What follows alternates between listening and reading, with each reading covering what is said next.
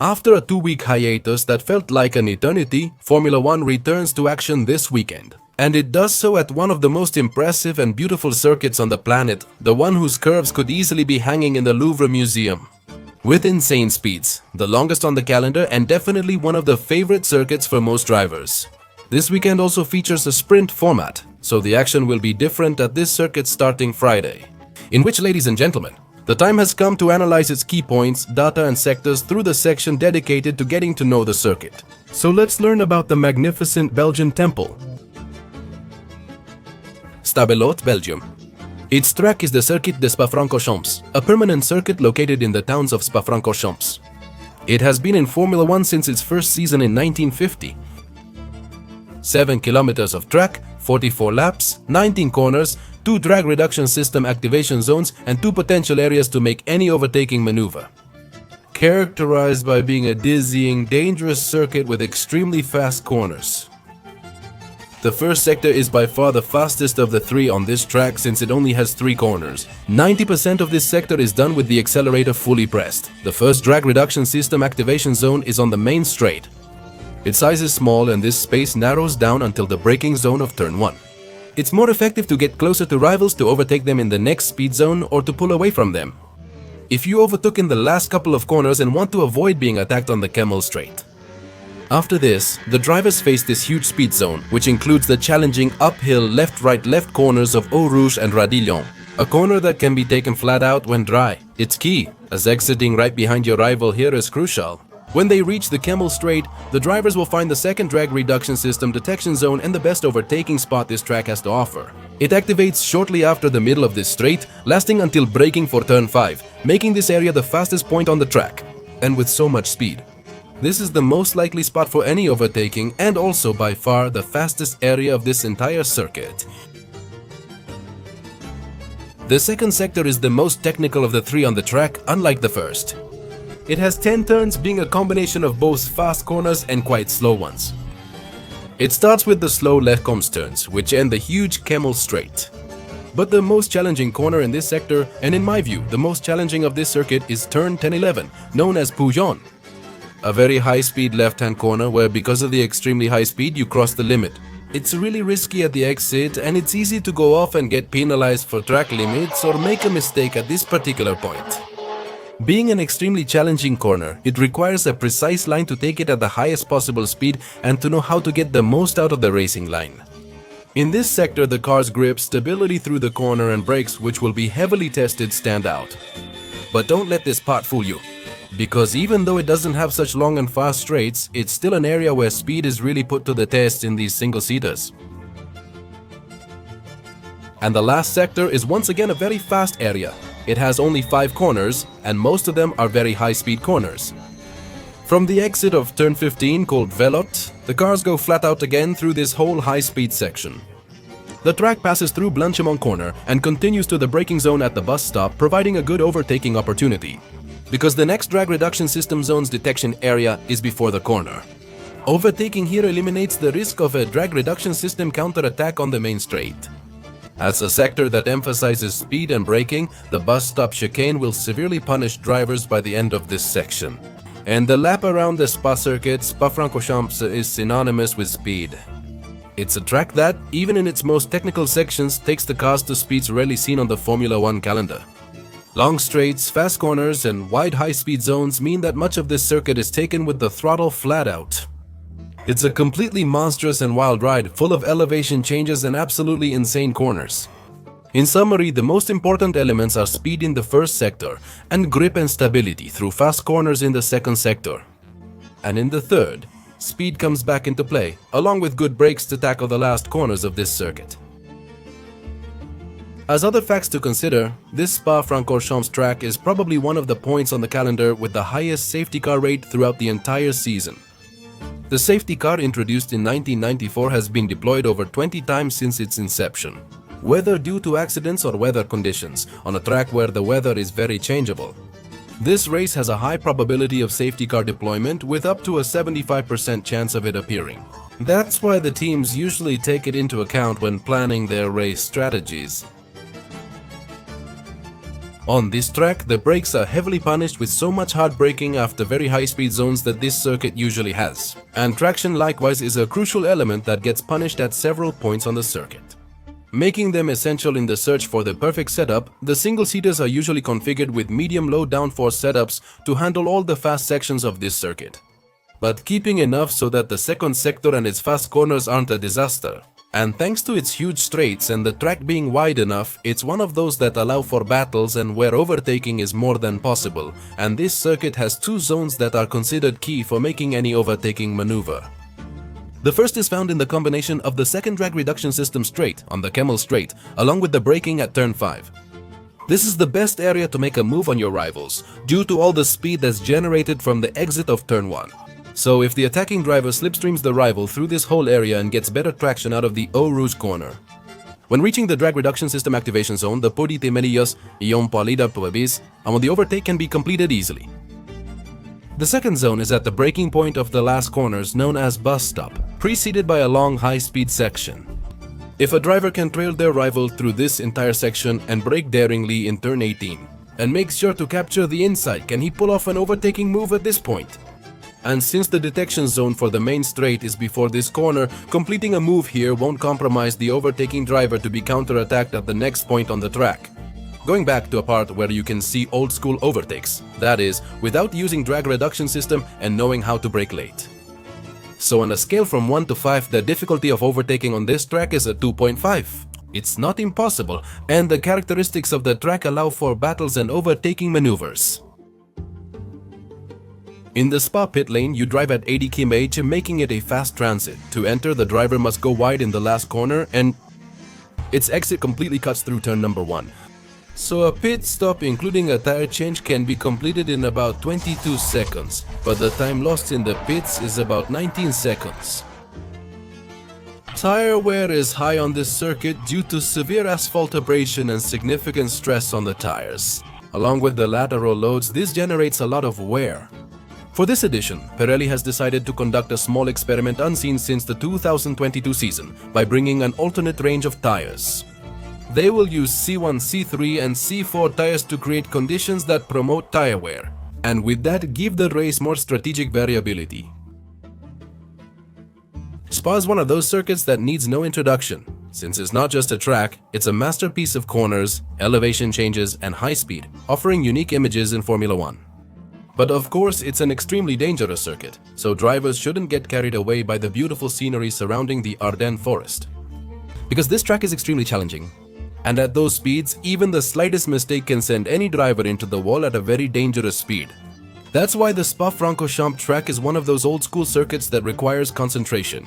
A car that gives drivers confidence, but above all, a lot of guts and being completely brave. McLaren keeps racking up victories with another 1-2 finish at their home Grand Prix in Great Britain. This brings them nearer to winning both the Constructors' and Drivers' Championships, with Norris and Piastri just 8 points apart. But this race is truly the last chance for many teams who will be bringing their final upgrades of the season. With that, the final opportunities for any team's resurgence or to conclude the 2025 season respectively have vanished. So ladies and gentlemen, it's time to get to know the one by one of teams and drivers for this 13th round of the Formula 1 World Championship. The reigning World Constructors champions maintain their dominance with back-to-back 1-2 finishes, extending their lead in the Drivers' and Constructors' Championships. They arrive in Belgium again, seeing a great chance to achieve another strong result. Since it's a track with so much tire wear and the range of tires being brought, can Pirelli once again showcase the strengths of their dominant single-seater? And if that wasn't enough, it's known that for these next rounds they'll bring new parts that will once again help them strengthen the incredible pace they have. These upgrades will focus on the car's floor and have already been approved for the British Grand Prix. Meanwhile, the Drivers' Championship battle is intensifying between Norris and Piastri, now only 8 points apart. Norris seems to have rediscovered his best form, with the suspension change he had since the Canadian Grand Prix, which Piastri himself may have rejected. Oscar aims to end his teammates' streak after losing the British Grand Prix due to his own error. Meanwhile, Norris wants another win that brings him closer to his teammates' position and helps him gain confidence. So Belgium could be the scene of a fierce battle between the two, where, as we get closer and closer to the end of the season, the pressure will keep building. In the fight, these two are having to become Formula One world champions for the first time? For Ferrari, this Grand Prix could be the race where they start their path to recovery this season, 2025. As we mentioned in previous previews for this race, Ferrari will debut the redesign of their rear suspension for this Grand Prix. A redesign tested during filming days in Floriano seemed to work as Ferrari hoped. The Italian team hopes this will make the Ferrari more manageable, less complex, and more predictable. This enables the Italian team to secure some wins in the rest of the season. Because even if this improvement works and allows them to be somewhat on par with McLaren, with such a disadvantage in the drivers' and constructors' standings, the titles seem quite far off at this point. We'll see if Ferrari's improvement is enough to keep their position in the standings and win some races against the walking team. But in itself, this looks like Ferrari's last chance, and particularly Frédéric Vasseur's, to have a redemption campaign after the disaster that has been the start of 2025. Mercedes remains in an odd situation as their recent upgrades haven't advanced the team, and they keep struggling with their car when it faces hot conditions, so the volatile performance of this car still makes it hard to predict where Mercedes stands and what to expect from them. Race after race, Mercedes brought upgrades to Spa and Hungary to improve the W16's pace consistency and reduce volatility. Although something that could help them, particularly this weekend, is that low temperatures are expected for this Grand Prix, and that's the condition in which the car works best. So although it's hard to predict what are the Germans expecting for this Grand Prix, maybe the combination of this very fast circuit along with the low temperatures will help them get a good result at this Belgian circuit. What Red Bull experienced during this mini break was a complete earthquake because when no one expected it, they announced the dismissal of Christian Horner as team principal and chief executive officer of Red Bull Racing. Lauren Mekies will replace him and assume the role of team principal starting from this Grand Prix. A restructuring is anticipated, coming at an awful time for this organization. With rumors of Verstappen wanting to leave Red Bull just months before the regulatory changes, Red Bull is set to debut their new engine division, Red Bull Powertrains. In addition, this team is in the worst position they've been in for several years, which is not encouraging at all for the future of the energy drink team. So, as I've mentioned, the future of this team doesn't look positive at all.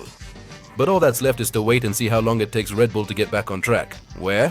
Lauren Mekies has said that he trusts the people who work for him and that he considers them the most talented in Formula. So, he just wants to make sure that everyone has enough tools to maximize their potential. Helmut Marko has stated that additional upgrades for the car are planned for the races in Belgium and Hungary.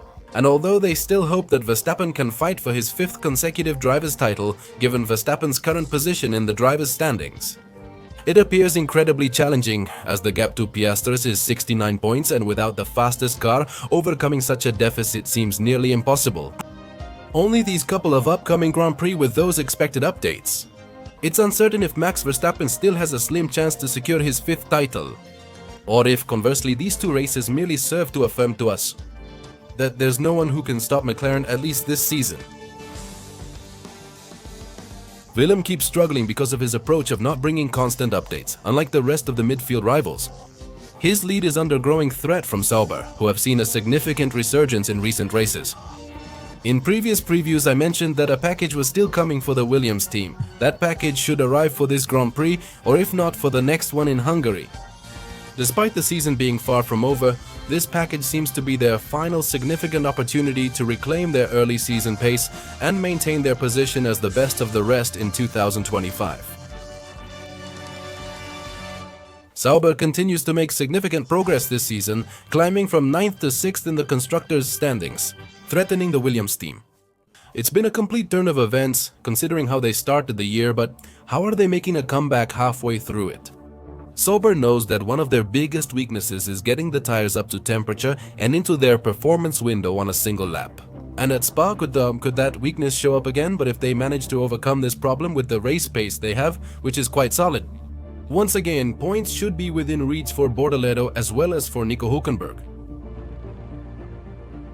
Racing Bulls has had to adapt to changes following the departure of Lauren Mekies, who left to lead Red Bull. Alan Berman, who was the racing director of Racing Bulls until Silverstone, will now take over.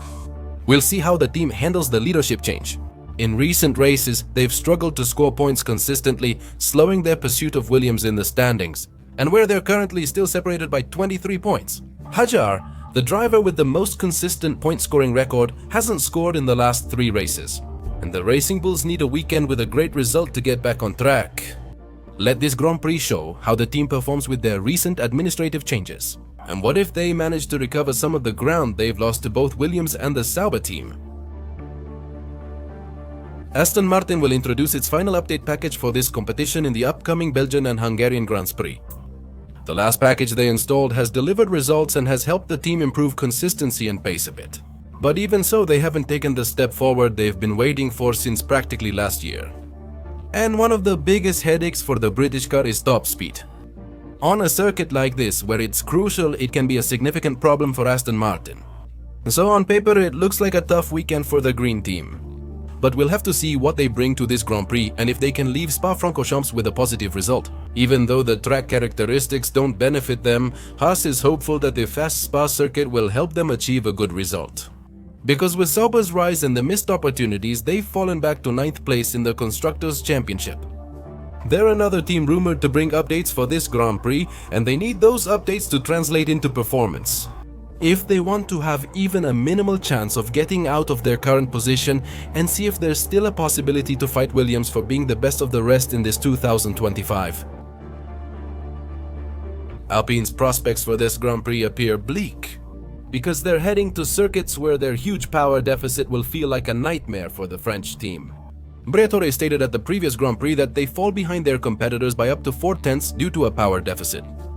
Power is an extremely vital element in the car on this Spa circuit. A challenging and complex Grand Prix is anticipated for both Gasly and Colapinto. The team recently mentioned they aren't expecting a significant upgrade package to help them out of their current situation. We'll see if they can pull off a bit of magic, especially in qualifying, and if that helps them hold on during the race. But at least at first glance, a very tough race is expected for the Alpine team.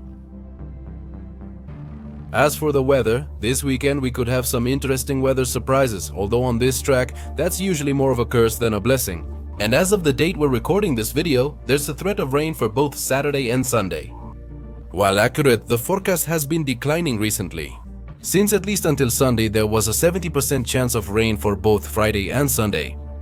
But as of the day we're recording this video, it has dropped to 30% for both Friday and Sunday. So, under the current conditions, it's likely that it won't rain at this circuit. However, one of Spa-Francorchamps' traits is its highly unpredictable weather. So ladies and gentlemen, let's prepare for a dry race as we enter this new round of the World Championship. But always keep an eye on the sky above this fast track, because the weather in the Ardennes region is usually a complete lottery. Ladies and gentlemen, as I explained earlier, my speech is quite limited due to a dental treatment gone wrong. So this preview comes to an end. Right now, we're waiting to recover for the upcoming Hungarian Grand Prix, so we can return to our regular channel pace. We apologize for any mistakes in this preview, the low intensity narration and the requirement to shorten it without the introduction and historical data. But we didn't want to leave you without your Belgian Grand Prix preview. I'll say goodbye now and leave the schedule on this screen. If you like this video, give us a thumbs up and subscribe to this channel. Turn on notifications so you know when I'm uploading a new video, and share this one with your friends. Also, I invite you to follow us on our Instagram and Twitter accounts, the links to which will be in the description of this video. And I'll see you this Sunday for the recap at the end of the Belgian Grand Prix. Thank you for tuning in, and see you later.